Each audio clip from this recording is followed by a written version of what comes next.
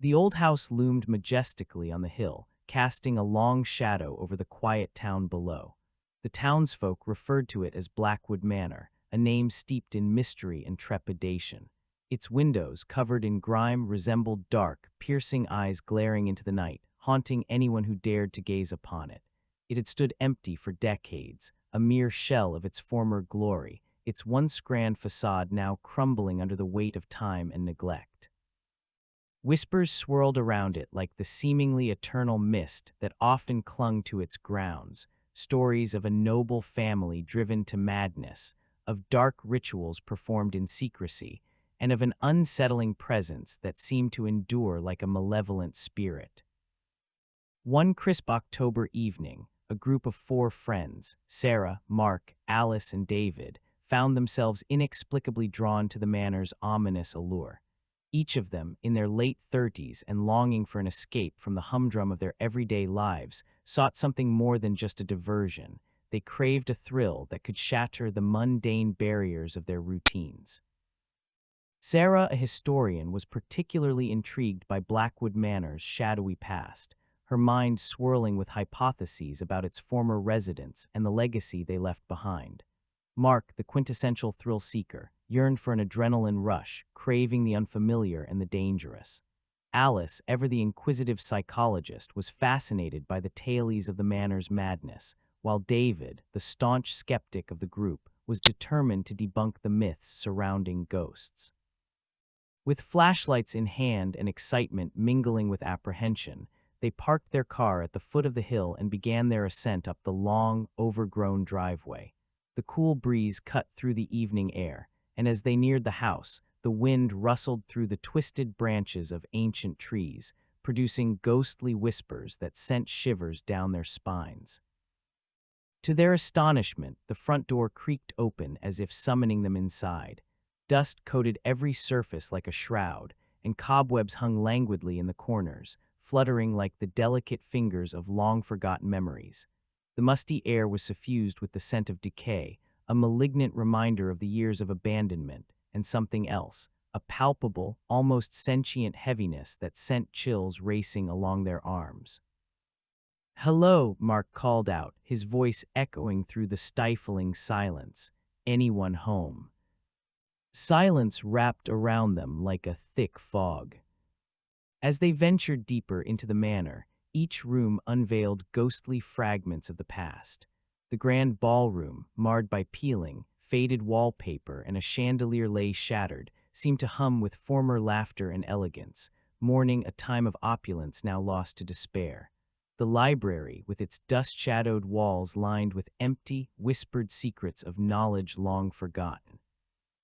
The dining room, dominated by a massive, empty table, felt like a stage frozen in time, as though a grand banquet had been abruptly interrupted.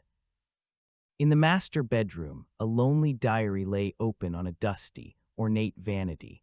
With trembling hands, Sarah picked it up, her heart racing as the fragile pages fluttered beneath her touch.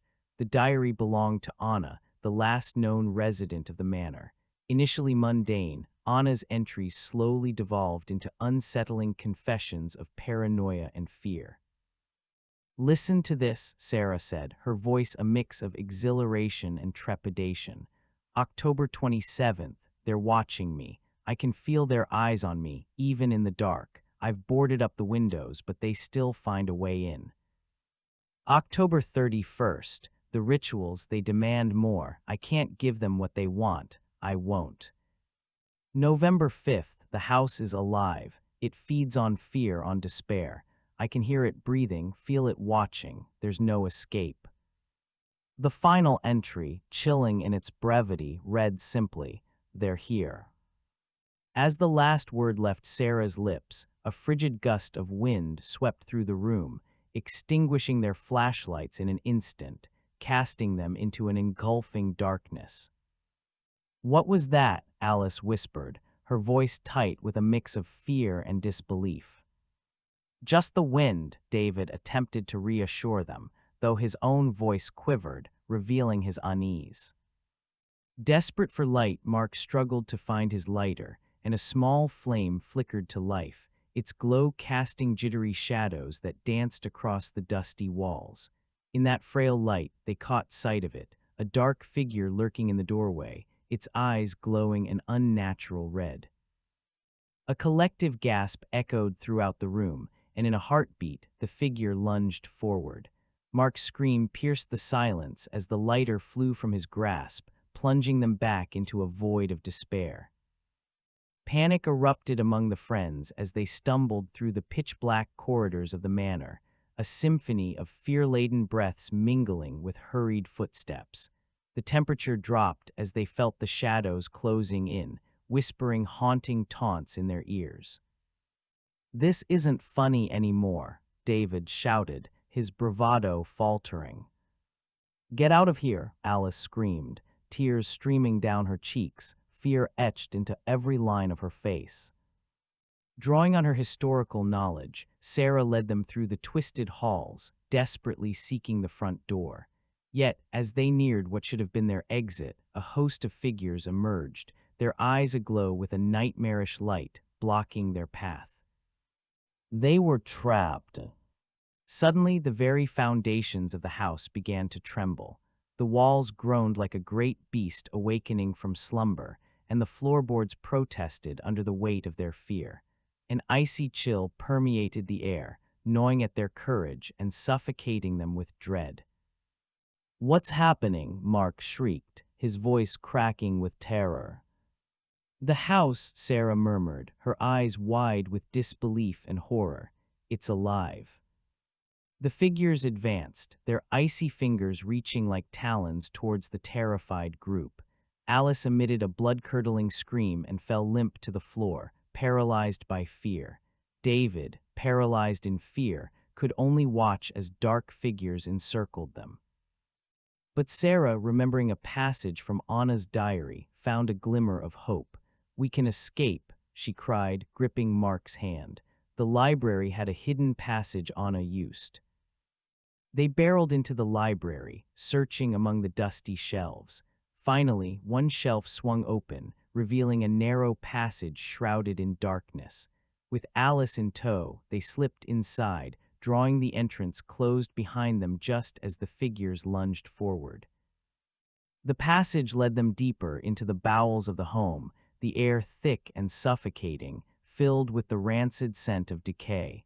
Echoes of spectral footsteps pursued them, urging them forward. After what felt like an eternity, they stumbled into a small stone chamber.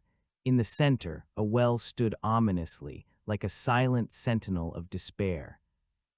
"This is it," Sarah said, her voice a fragile whisper. "There's nowhere left to run." Just then, a low, resonant voice filled the room, a sound both ancient and penetrating. "You cannot escape. This house is mine, and you are my guests forever." The figures poured into the chamber behind them, their eyes ablaze with a wicked hunger, desperate to reclaim their prey. Yet as despair threatened to swallow them whole, Alice stirred. Confusion flickered across her face as she took in the nightmarish scene before her. And then something shifted in her demeanor, a realization sparking behind her eyes. "I know what you want," she declared, her voice unwavering now. "You thrive on our fear, our despair, but I refuse to let you consume me." With a deep breath, she closed her eyes, centering herself. When she opened them, her expression was resolute. "You can't scare me," she asserted firmly. "I'm not afraid of you." To their astonishment, the figures recoiled as if struck, their fierce eyes dimming dramatically. The house stilled, the quaking subsiding. An unexpected warmth seeped into the air, chasing away the claws of dread that had gripped them. "What did you do?" David murmured, off-flooding his voice. "I took away their power," Alice explained, her voice steady. "They thrive on fear. If we refuse to yield to that fear, they cease to exist." United again, they shared a moment of relief, catching their collective breath before turning to retrace their steps through the hidden passage, back through the library, and towards the long-ignored front door of Blackwood Manor. As they emerged into the cool night air, standing on the hill and gazing at the manor, they were greeted not by the dark emptiness they once knew, but by warm light spilling from its windows, an ethereal glow that spoke of newfound peace. Though they never spoke of that fateful night again, the mark it left on them was indelible. They had faced their fears, confronted the shadows that haunted both the house and themselves, and emerged victorious. Blackwood Manor remained a reminder of the darkness they had battled, but it was also now a symbol of release, a place where the spirits had found freedom, and light had finally triumphed over the shadows.